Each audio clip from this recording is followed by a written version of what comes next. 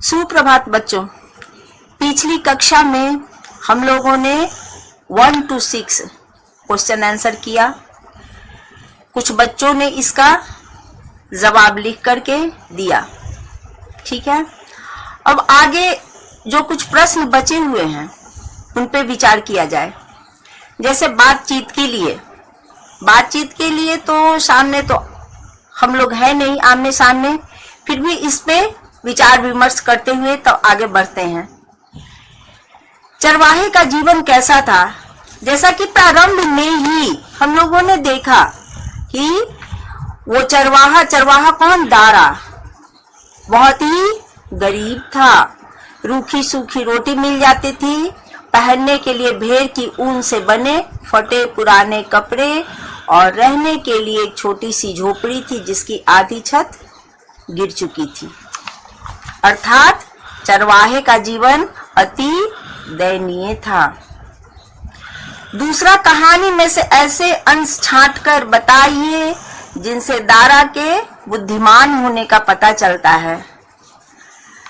उक्त प्रश्न का उत्तर कहानी के अंतर्गत बहुत सारा आता है। जैसे प्रारंभ में ही गांव वाले के विषय में वह बहुत ही बुद्धिमान था। गांव वालों का कहना था, गांव वाले अपनी कठिन से कठिन समस्याएं लेकर उसके पास आते और वह बड़ी बुद्धिमानी से सुलझा देता था।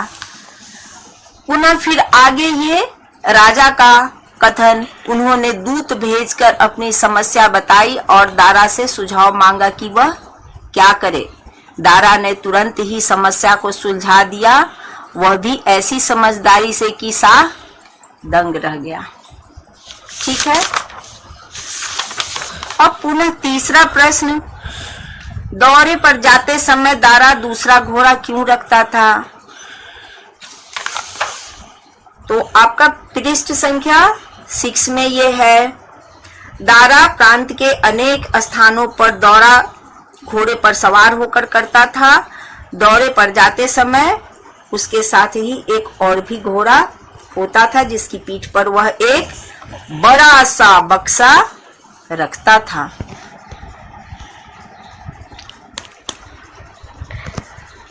ठीक है बेटा। अब चौथा, दरबारियों ने दारा के खिलाफ शाह से क्या कहा? यह भी आपका पृष्ठ संख्या 7 में। दरबारी बोला, उस बक्से में दारा उस धन को रखता है जिसे उसे अपनी बेईमानी से एकत्र किया है। वह प्रजा को लूटता है, वह ईमानदार नहीं ढोंगी है। ठीक है। अब ये तो बातचीत के लिए था। अब पुनः आते हैं अनुमान और कल्पना। अनुमान और कल्पना में जैसा कि आप लोग ये हमारी सोच पे निर्भर करती है।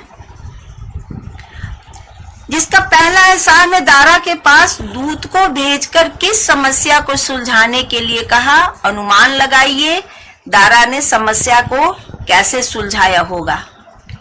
ये बेटा आपकी कल्पना के ऊपर निर्भर करता है, क्योंकि इस प्रश्न के बारे में इसमें कोई चर्चा नहीं है।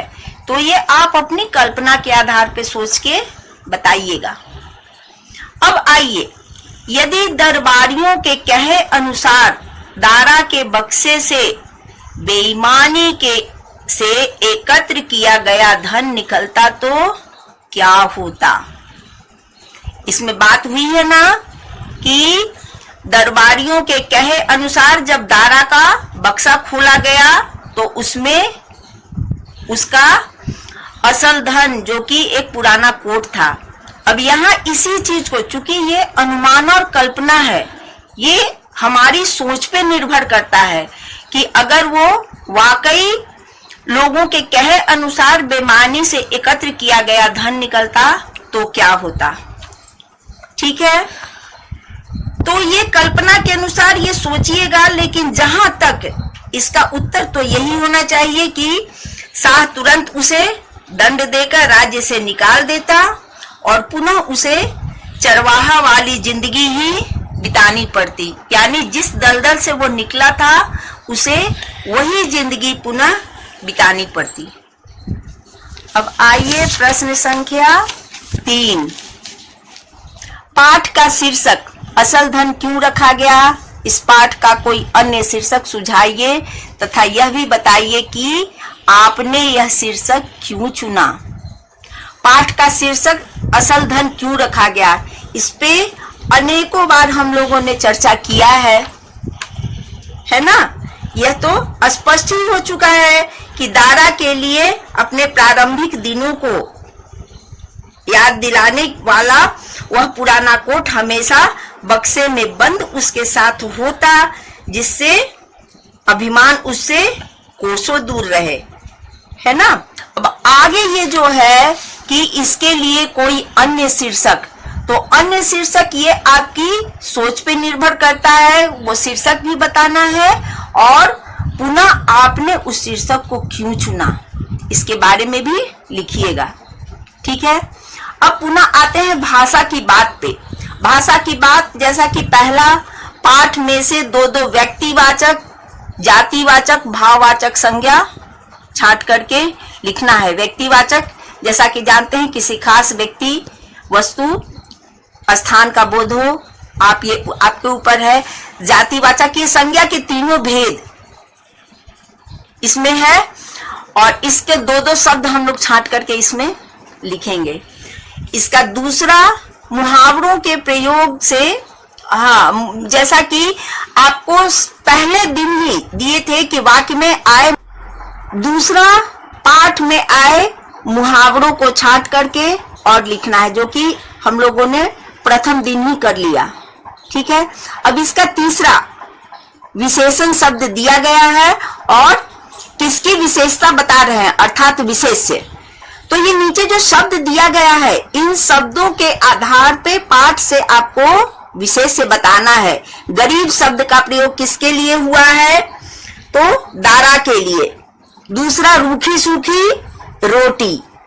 तीसरा गौभ्रष्ट अधिकारी कर्मचारी।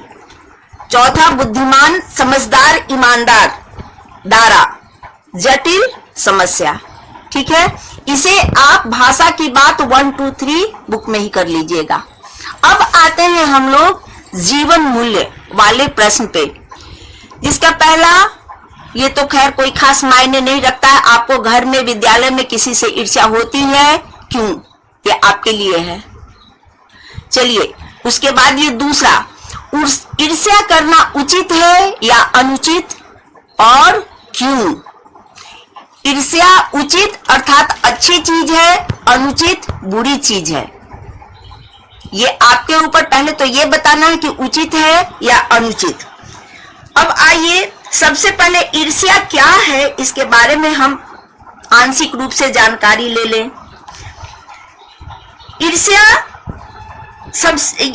ईर्ष्या अर्थात जलन, यह मनुष्य की बुरी मानसिक वृत्ति है। जिस मनुष्य के हृदय में ईर्ष्या घर कर लेती है, वह उन चीजों से आनंद नहीं उठाता जो उसके पास मौजूद है, बल्कि वह उन वस्तुओं से दुख उठाता है जो दूसरे के पास है। यही ईर्ष्या है। समझ में आ गई बच्चों। अब आगे ये प्रश्न है कि ये उचित है या अनुचित। अब उचित ये आपके ऊपर निर्भर करता है, अनुचित, ठीक है।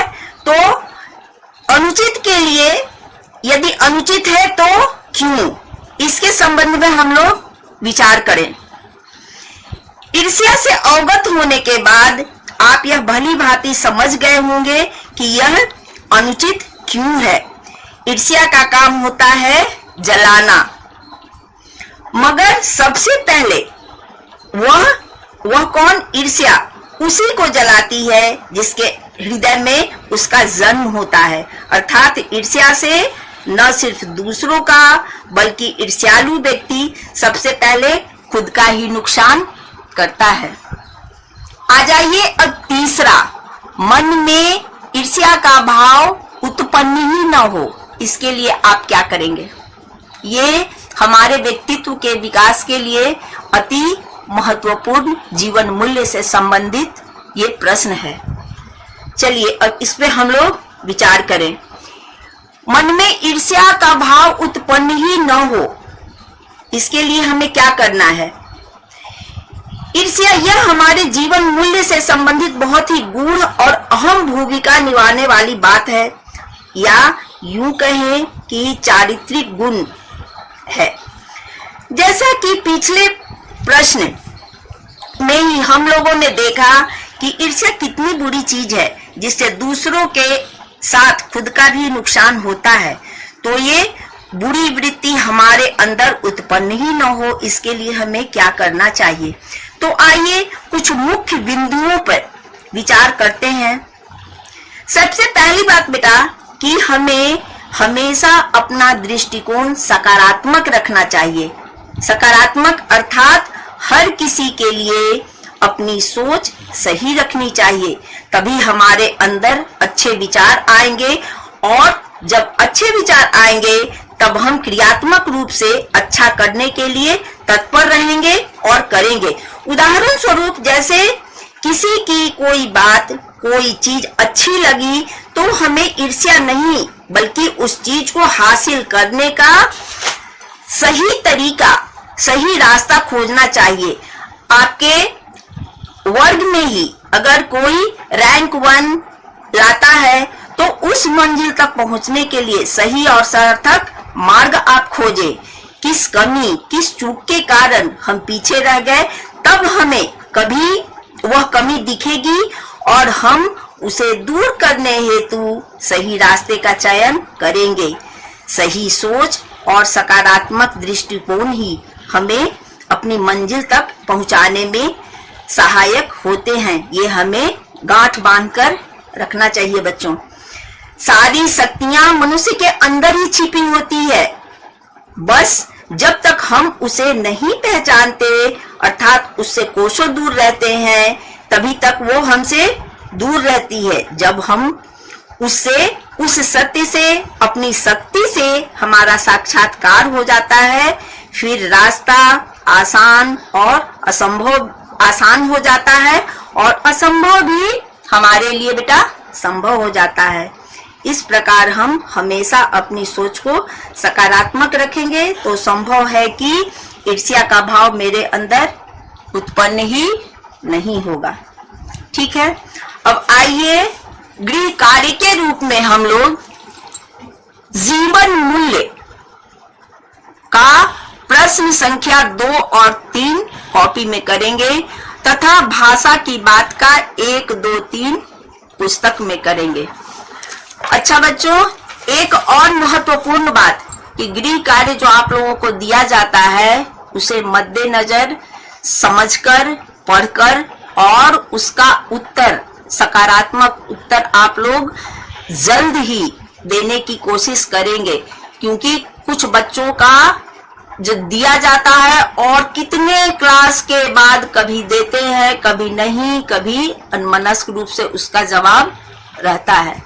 ठीक है बच्चों, उसके बाद आपका ये साप्ताहिक जांच परीक्षा जो होता है उसमें आप लोग शामिल होने की कोशिश हर हाल में कीजिएगा, क्योंकि इससे आपका खुद से अपना आत्मलोकन, आपने कितनी तैयारी घर में रहकर की है, इसका आपको ज्ञान खुद ही होगा।